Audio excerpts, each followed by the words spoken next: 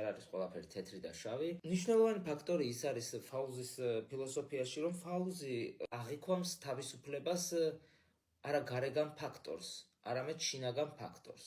ადამიანის გონებაში მომწიფებულ იდეას, ადამიანის გონებაში მომწიფებულ ღირებულებას და შემდეგ ამ ღირებულების განხორციელებას იმ უსამართლო სოციალური გარემოს წინააღმდეგ, რომელიც არსებობს.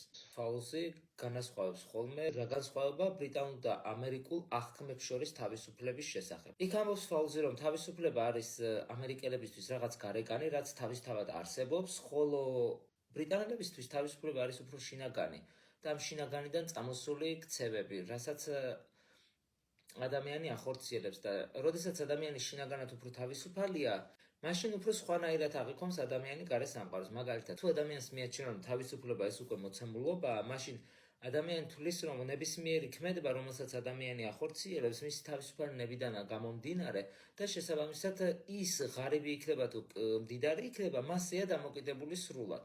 მაგრამ თუ ადამიანი აღიქვამს, რომ თავისუფლება ეგ არის შინაგანი განწყობა ადამიანის, მაშინ ის უკეთესად ხედავს სოციალურ უსამართლობას და ნაპრალს ადამიანებს შორის და ცდილობს უფრო გამოასწოროს ეს სოციალური ნაპრალები. კოლექციონერში ასევე არის ეგ ხაზი გატარებული, რომ ადამიანი თავისუფლებას უნდა აღიქვამდეს არა როგორც გარეგან მოცემულობას, არამედ როგორც შინაგან მოცემულობას.